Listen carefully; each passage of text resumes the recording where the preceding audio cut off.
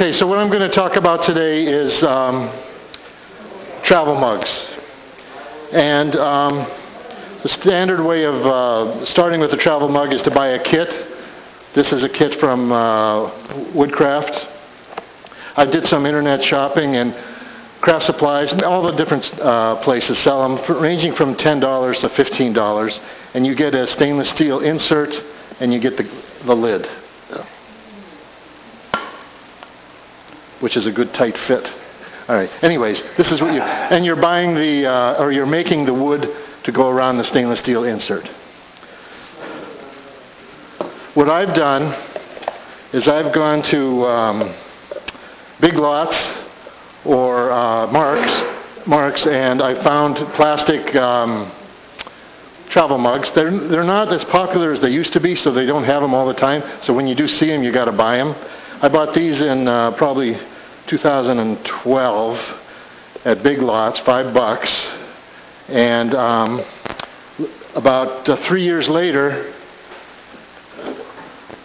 Marks had a big shipment of these on their discount area for $2. So I bought 10 of them. Basically, they have a foam pad on the bottom. You remove the foam pad, and there's a single screw. You unscrew it, and you see that's what's holding it in place. There's a hole here that screws in. Then you have to dip this in boiling water for like a minute, and it'll separate the glue that's holding it on the top. So anyways, you have two choices then. If you're lucky enough to find these,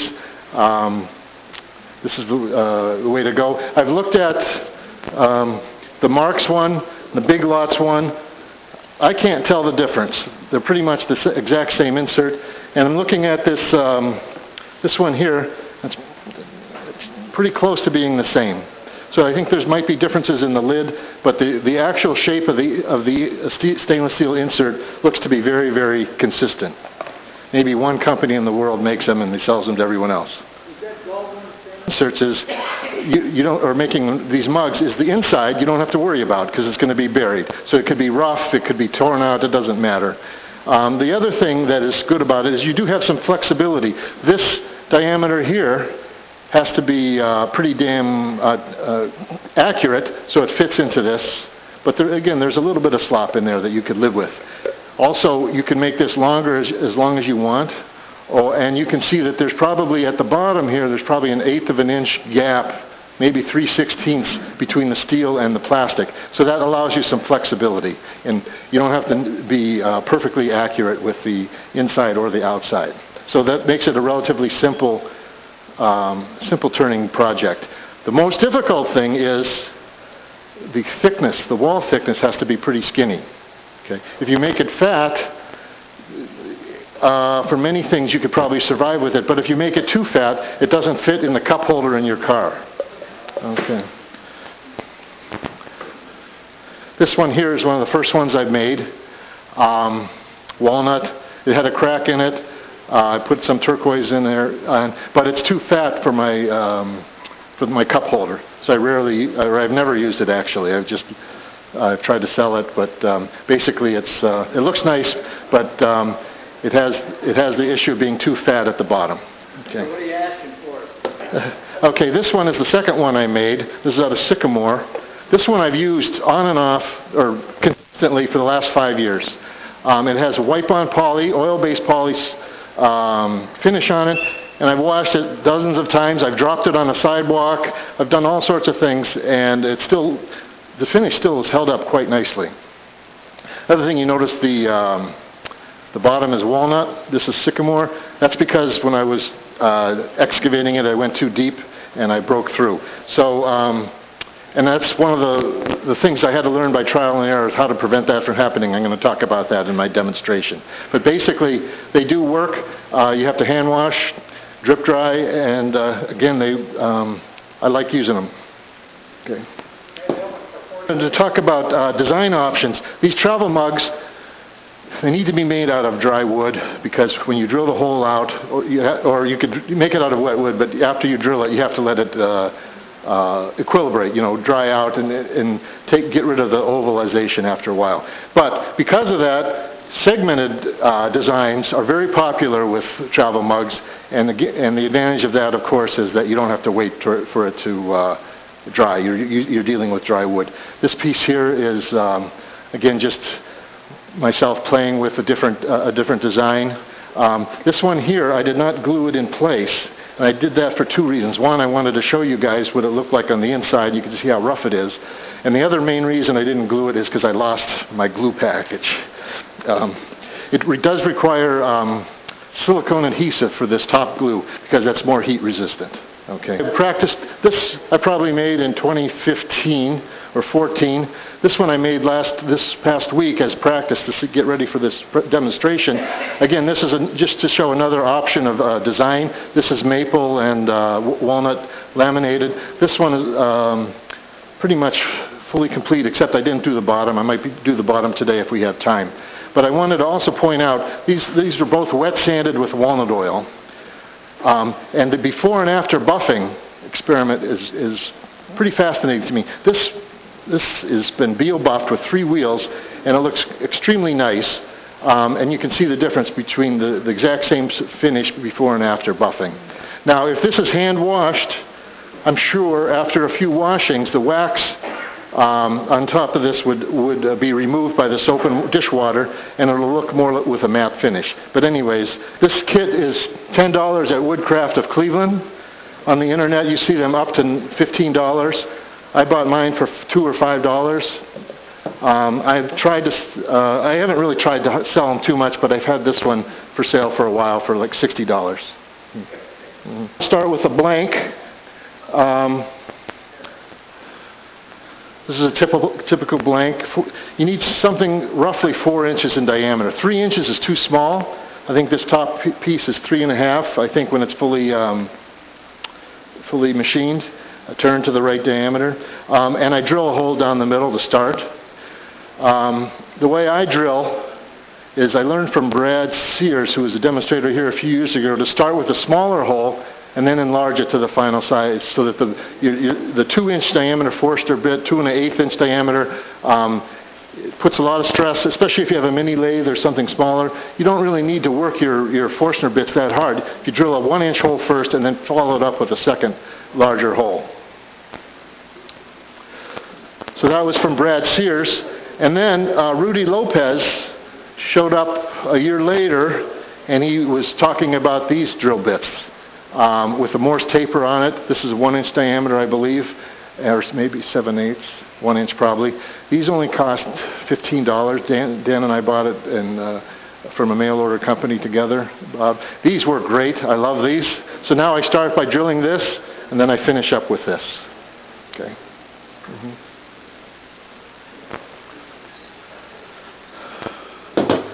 And again, you have to, if your wood is wet, you have to, after you achieve this shape, you have to wait several months before you're confident that this is dried out. If it's ovalized, then you have enough room to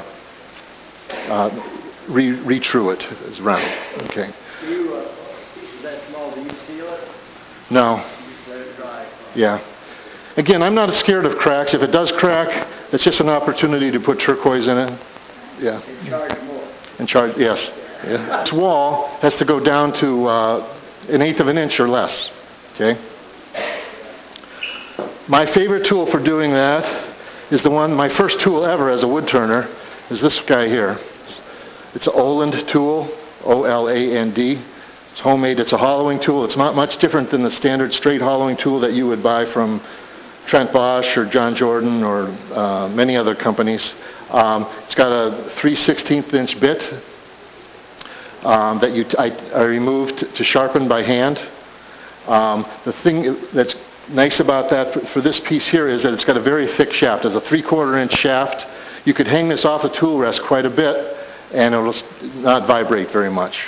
Also, the handle is pretty long, gives me leverage to hold it in place against my body, in between my arm and my body. This is my favorite one. This is what I'll be using mostly. But I'm going to demonstrate with a few other tools also. Easy wood tool. This I just moved. This is a square carbide insert. You would push it in, cutting with the corner. I've used this, especially when I first started, I used this a lot. I don't use it as much anymore. This is only a 1/2-inch bar, so it starts to vibrate if you get too deep. Okay. The other one that would work quite nicely is a square scraper. So again, this corner here, I round off the heel on this side so it doesn't interfere with the wood, and you can just push straight in. And I prefer this one and the Olin tool because again, I can sharpen this high-speed steel much better than the carbides can stay sharp. So I think it's a little bit safer to use these carbides. This is only 3/16 inch thick. Again, this might vibrate after you're in there deep, but especially the first inch of hollowing is the most critical. Okay, and that is because you're 6 inches away from the chuck, and you're cantilevered off, and you don't want any type of vibrating there, or it's easy to knock it out of the chuck. Okay. What else can you use? This is an old hollowing tool that again, homemade. It's 3/4 inch diameter. It's flattened, and it sits there and has a carbide insert. This would work well. I haven't used this very much in the last 3 or 4 years, but it would work fine. A lot of this refining of the wall thickness, you can use a standard bowl gouge. And what I would do, I would turn it on its side, and I would do it in a scraping fashion, just to thin it out where you need to. And I might try this today. I've not done that very often, but it could certainly be done. And finally, I have a hunter tool. A hunter tool is different from the easy wood tool in the shape of the carbide. It's cup-shaped rather than flat. And this is more of a cutting tool, whereas the easy wood tools are more should be considered scrapers. But again, I would turn this on a 45-degree angle and drag it back and forth in a shear scraping mode to refine the thickness. So those are the options you have with for hollowing out this thing. Also, I suppose you could use other shapes of scrapers too. I think I've had I think the Banan would work. A little, yeah. Work on the outside shape. I have 2 templates. This is for the top of the mug and the bottom of the mug, and I'll get those straight away. I'll make sure my depth of hole is consistent with that, and then I'll hollow out the inside. I use a spindle gouge. I always like to use tailstock support when I can, and of course, you can see that the tailstock is too small for this large hole, but just putting a simple disc on top is fine.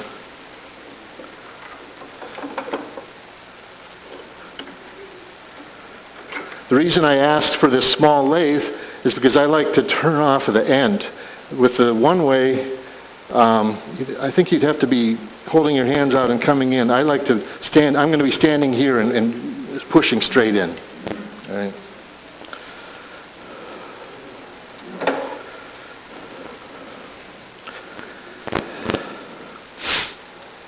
This is my favorite spindle gouge now. It's a Mike Hossaluk model made by Doug Thompson. It's 5/8, again, kind of hefty, so it does not vibrate very much.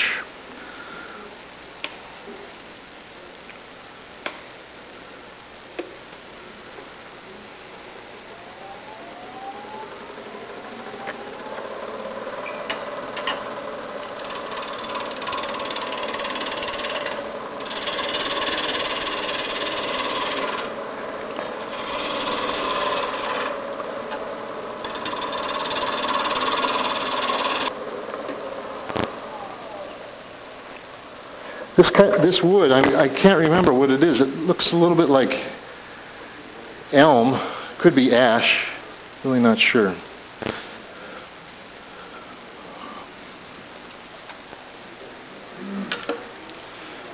You can see this is the bottom. Still got room.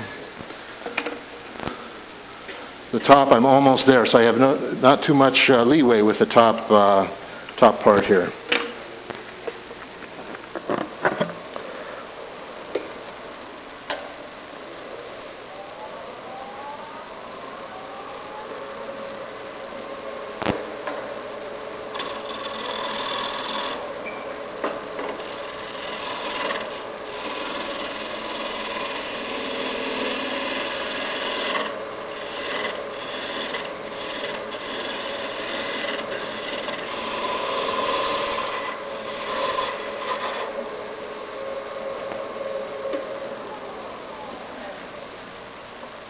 Holy moly.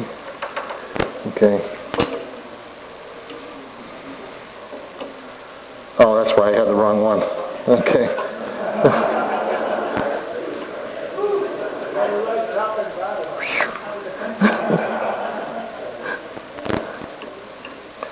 Real close. Again, you could use a parting tool or something to set that and then finish up to it, but I just prefer to work on my spindle turning skills to try to get better and better surface finish with my cutting. So I don't mind doing it this way. All right, that's good. All right.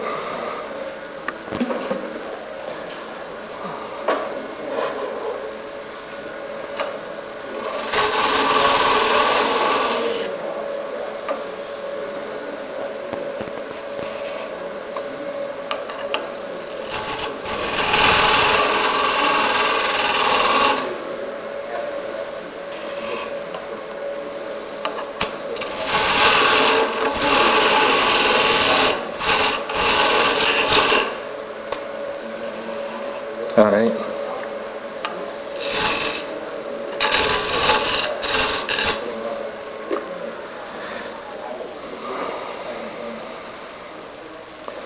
All right.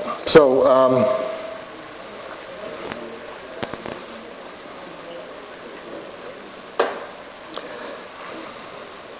it's going to look like this. So I have plenty of room on the bottom here, a good inch of extra space. But I also have to check the inside wall diameter, or the inside hole depth, I mean. But first, I'm just going to taper this down to from here down to here to get the right taper.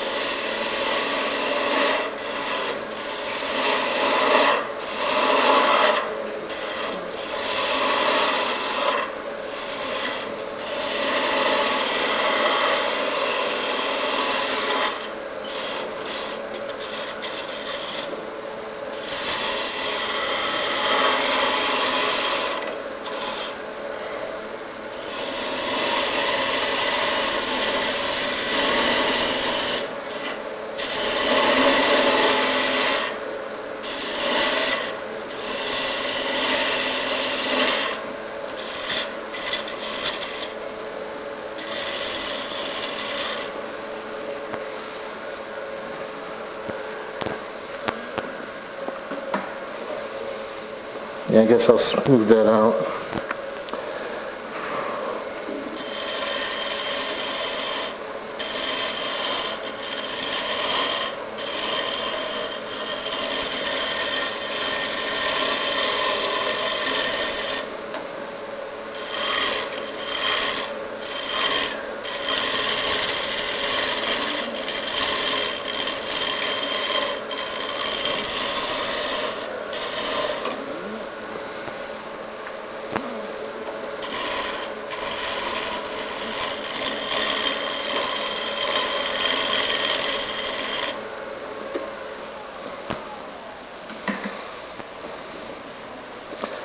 Yeah, this is a weird wood. Okay, so the next thing I want to do is check the depth of the hole.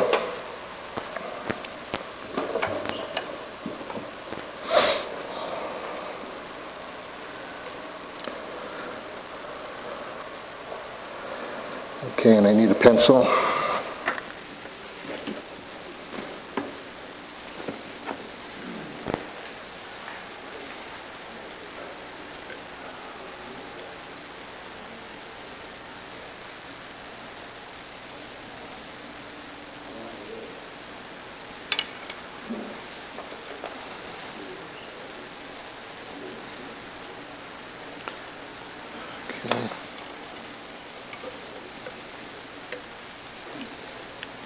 There's about a 1/16 of an inch on this surface that has to be trued up. So I'm going to mark it up here. And you can see that the depth of the hole is pretty close to where I need it to be, okay, with the, this tip of the stainless steel insert. So I'm going to be very happy with that. I'm just going to draw another line about here to be the bottom of the mug.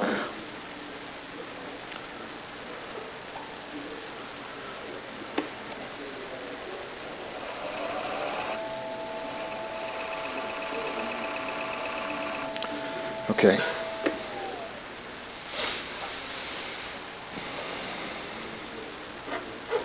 Now I'm not going to sand the outside yet because I might adjust the taper a little bit, but pretty much from now on all I'm going to do is hollow out the center. Let me double check these once more. Okay, it's a little bit tight but not bad. Allows me some room to play with in the end. Okay.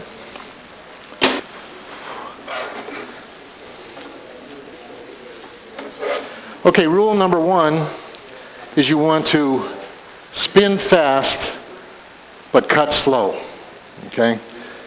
Any type of, if you go too hard, if you try to take too much off, you're going to knock it out of the chuck immediately. This is not the strongest chuck. It's a 2-inch tenon. You know, I mean, to do something of this length, you just have to be gentle, I guess is the main point. Mm-hmm.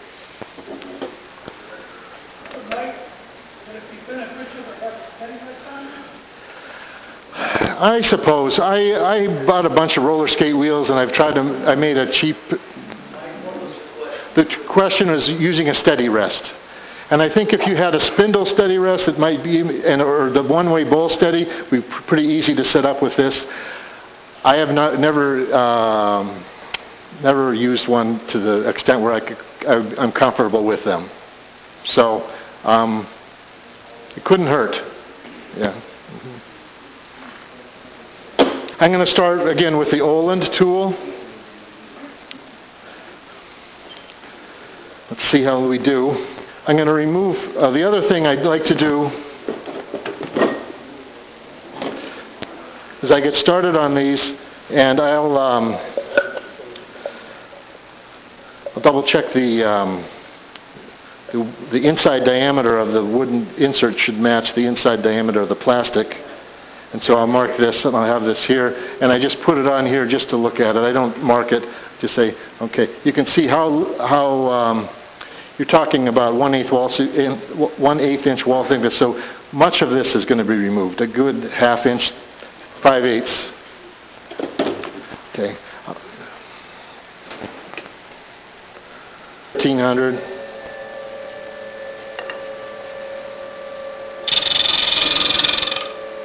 See, now the hole is out of round because it was drilled when the wood was still wet several weeks ago. You can hear the vibrations.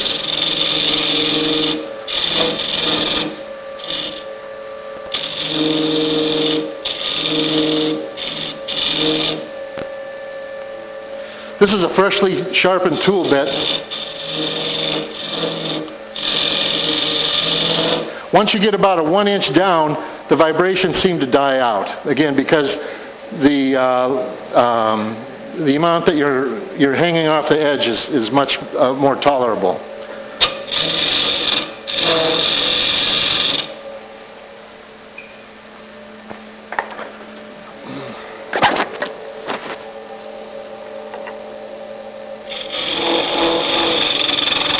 So just for variety, I'll try this other tool.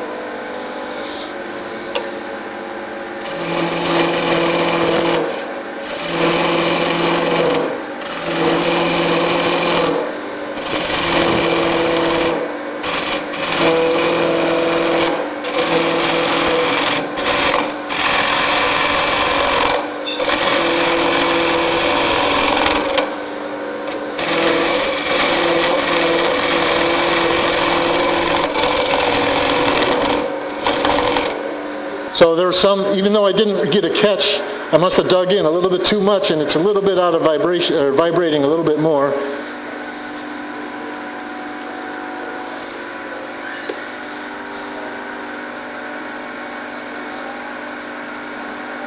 That's better. Okay, the other thing I want to mention is I'm standing here and that this is end grain turning. It's dry wood. I think it's elm. Anyways, it's spitting a lot of dust right in my face. And if I was at home, I'd be wearing a powered respirator. I have a Trend Air Shield and I have a 3M, which I prefer more. But it has a battery pack, it has a fan that you wrap it around your belt, and it blows air over the top of your dust mask and down, and it washes down here, and it's, I wish I would have brought it. You can't use the microphone with it because it's sort of sealed around your head, but I strongly recommend that you pay a lot of attention to dust collection. I'm going to just show some variety of tools. I'll try the Easy Wood tool. Again, all these tools have to cut on center or a little bit above center. If you get below center, it's a little bit more exciting. And again, I would only use these last two tools on in the first inch or two because the smaller shaft size, it does not allow you to hang over the tool rest as far.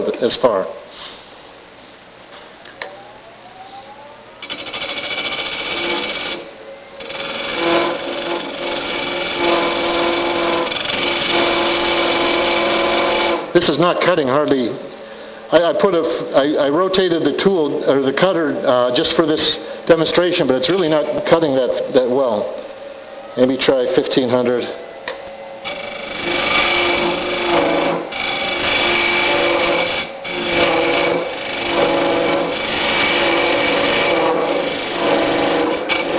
Yeah.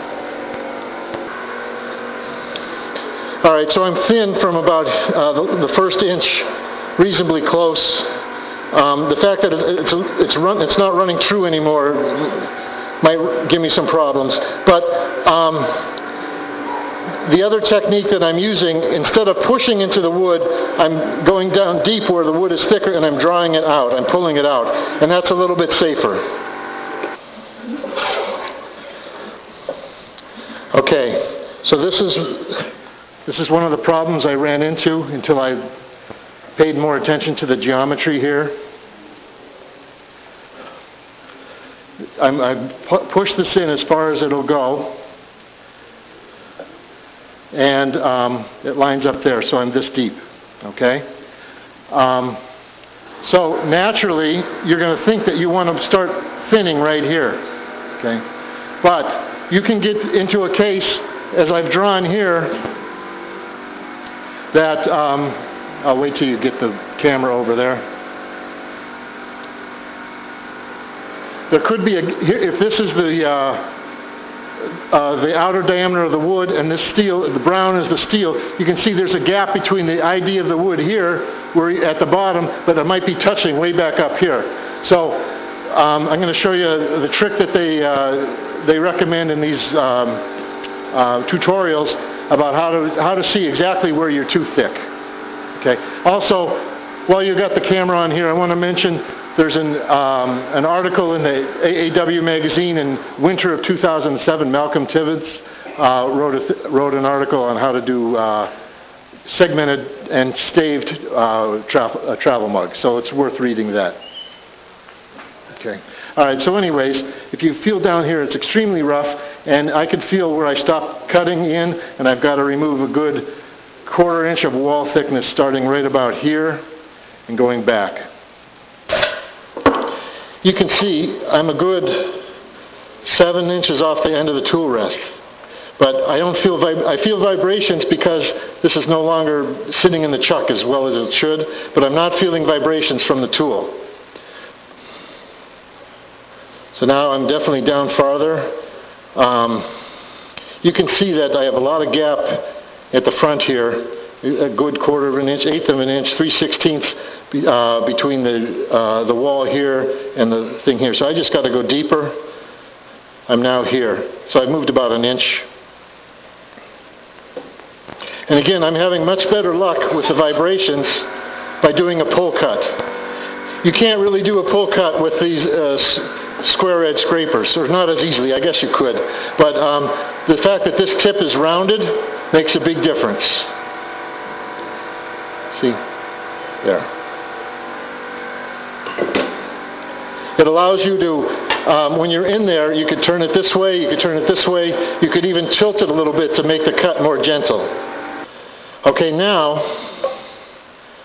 you know it's not binding at the top because I can see in there that it's 1/16 of an inch gap.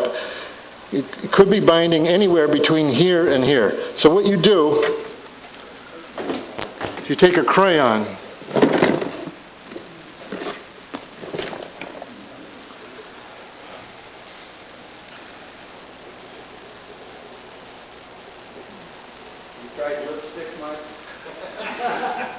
you know, I ran out. Okay, so it is binding at the very bottom, okay? On the practice one I was doing the other day, it was thought I should be cutting here, but it was binding about 2 inches away from the top, and I'm glad, and the crayon told me that, and it prevented me from making it too skinny down here. So right now I'm going to be working at the bottom part.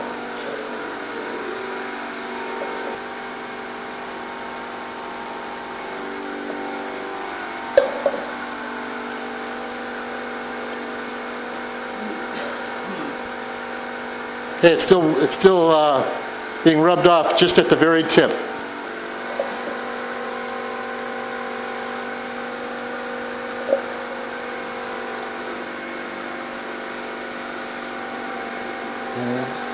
All right, so let me double check, do it again.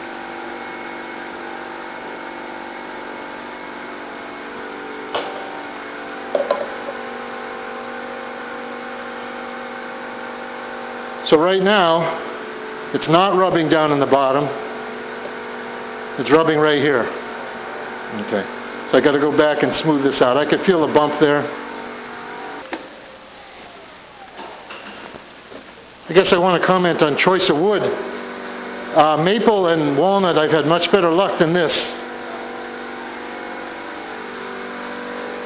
But really, if I could just get it into the chuck properly, that would take a lot of my problems off of the table.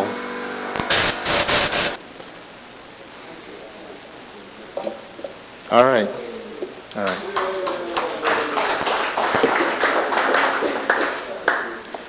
Okay, now, keep our fingers crossed.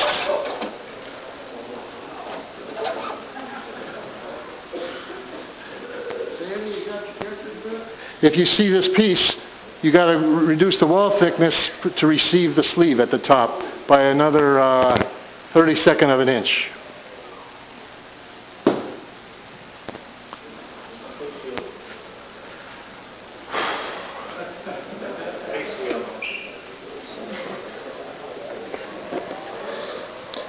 This actually is not that tough of a cut if the piece is running true in the chuck, but I'm a little bit off.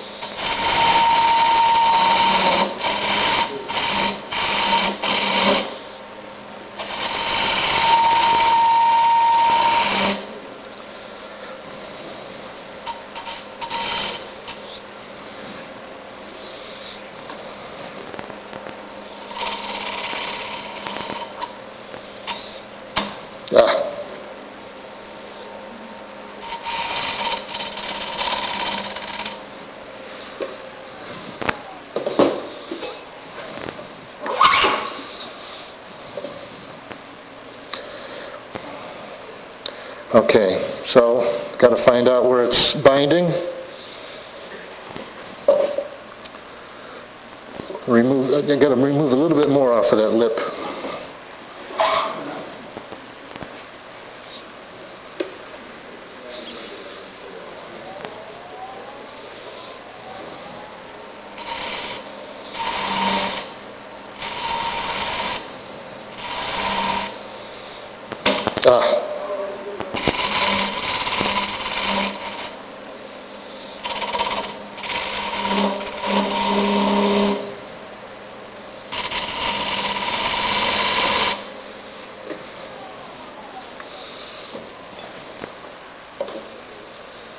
All right, I think I've got the lip okay, but it's still binding down there somewhere, preventing it from moving down, so I'll do the crayon business again.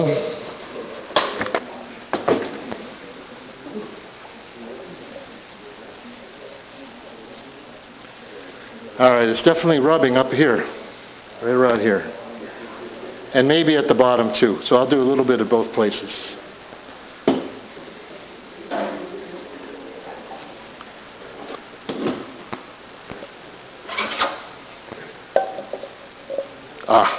It's going partially on that.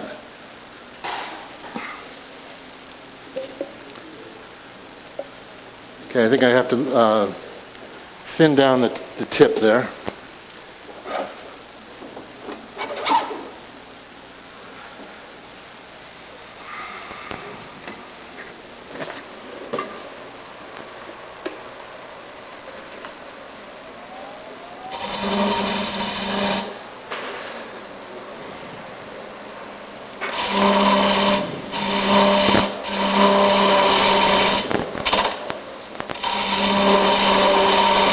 Okay, it's rubbing right here. Let me just try this for fun. One more cut. I'm going to be scraping on the bottom half of the gouge.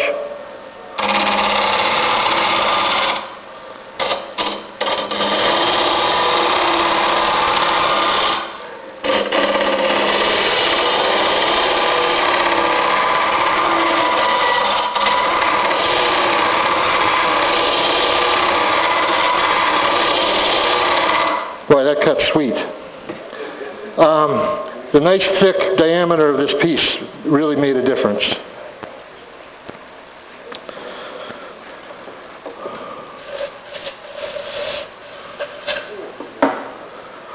This one sounds good. I'm convinced I got it. There we go. All right. Okay, now I have about a 32nd of an inch here that I have margin of extra wood that I could match the OD, okay? Then I could smooth this out, and then I'll part it off. I'll show the wet sanding with walnut oil if I have enough time. And then in case I run out of time, I want to show you how I reverse turn it. I use a jam chuck. When I use a jam chuck, I want the diameter of the jam chuck to be pretty good match to the ID here, but not tight. I don't want to be pushing out and expanding on the wood and breaking it because it's thin wall. I want the pressure to be on the edge. So I want to be here, I want to be pushing on and having the edge completely supported. But the nice tight fit means it'll be centered properly, easy to center so that it's done. So basically, it's just I cut this to be a good match, but there's probably a 32nd of an inch of leeway. Much of that is taken up with this shelf liner, and then I'll be able to do the bottom that way. Okay.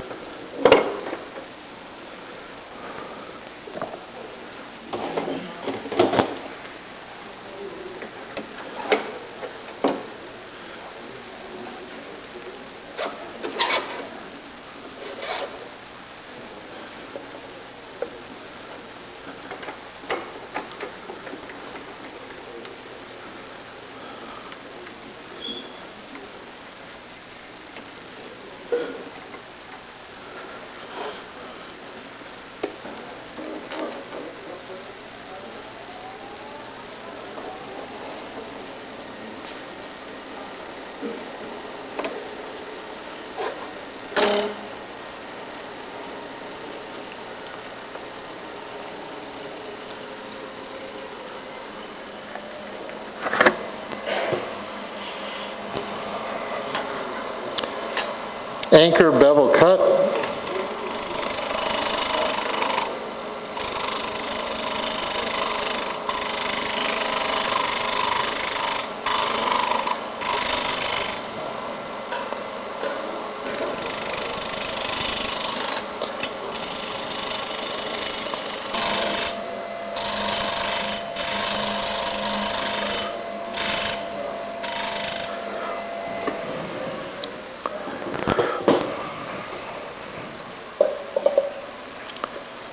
That's as good as I'm going to get. All right. I'm going to do a 120 grit dry, and then I'm going to switch.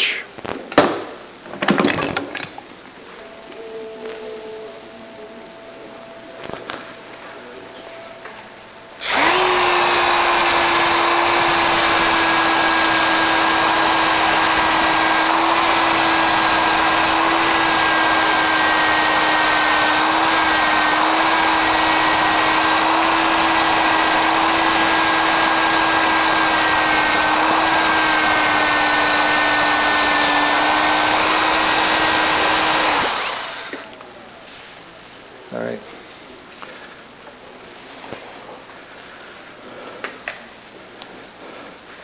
In my experience, wet sanding works best from 240 grit onward. Again, I use Doctor's Wood Shop. You can get this at Woodcraft.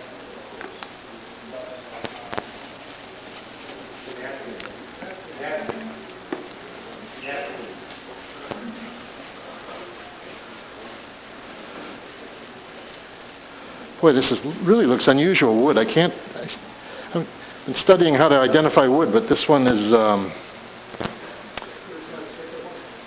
definitely not sycamore. Okay, I should have sanded a little bit better here, but let's see how we do. I use a foam pad. I put some oil on the paper also.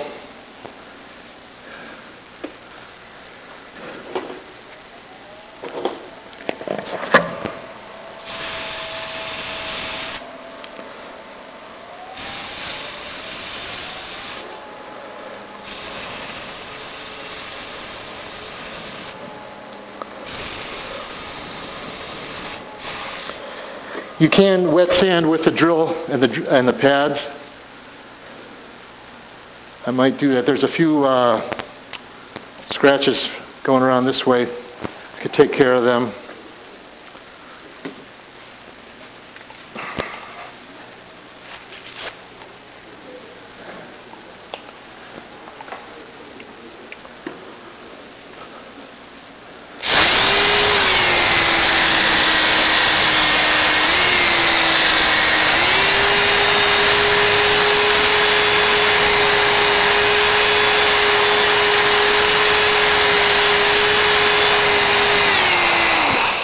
General rule of thumb is you don't press hard. If you're dry sanding, if you feel heat on the pad, you know you're going too hard. Pressing too hard or spinning too fast.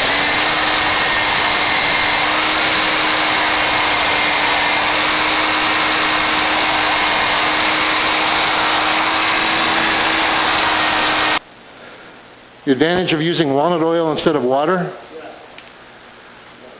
Well, the walnut oil becomes the base of your finish. Water will raise the grain. Not the end of the world. You could just dry sand it off. I wouldn't soak it in water, but I've heard people use mineral spirits or acetone or even shellac as something. But this is the least messy, and I don't mind getting it on my hands because it's just a walnut oil. So. What I should have done, I should have done a little bit more dry sanding at 120 grit, but I didn't want to create a lot of dust. And this is taking it off. If you don't use enough walnut oil, you'll get a sludge, and you'll gum up the paper. But if you use a little bit more, it becomes more like a slurry, and that's better. And the paper lasts quite a bit longer. Does that help fill in the... It will fill in the grain, yes. And it'll look nice. Even if you look carefully, you're going to see some sanding marks from the 120 that I should have taken out. But it'll look pretty nice. The average customer won't notice, I don't think. I'm supporting the drill on my body. I'm not trying to press very hard.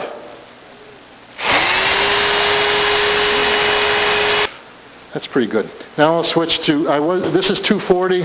I'll switch to 320. Sometimes I use... I'll stick the used paper back in the thing and the oil will harden. You put a little fresh oil on it and you see that the paper is still it lasts much longer. In my experience, it lasts much longer when you do wet sanding.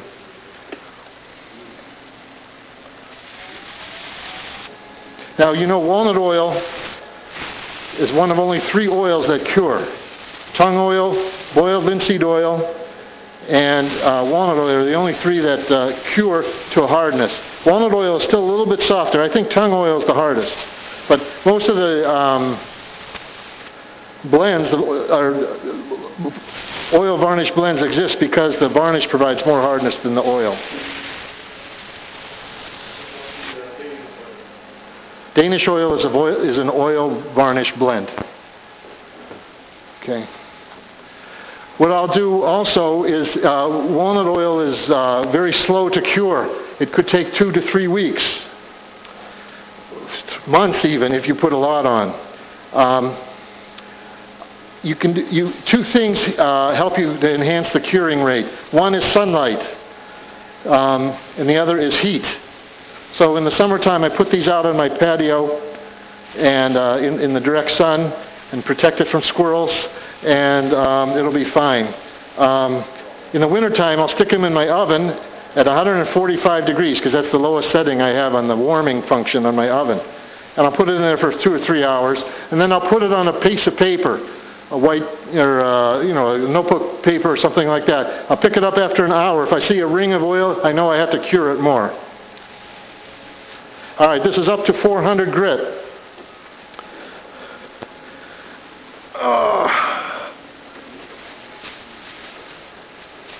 Here's a little piece of a T-shirt. So put some oil on it, and this will remove some of the sludge. Then I'll go to a dry part, and I'll press pretty hard to get heat. Okay, friction heat, and even turn it up to 1200. And then this will provide enough heat to start the curing.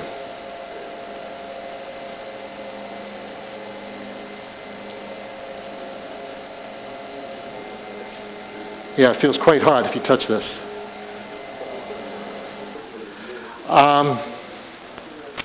At this point, I would let it sit for 2 weeks, and then I would buff it, and that would be the final finish.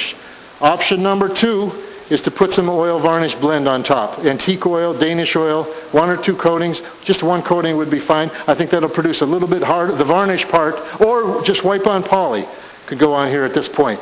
And that'll provide a little bit more hardness. If you're going to be using this and dropping it like I have done it, you want a little bit harder finish, I think.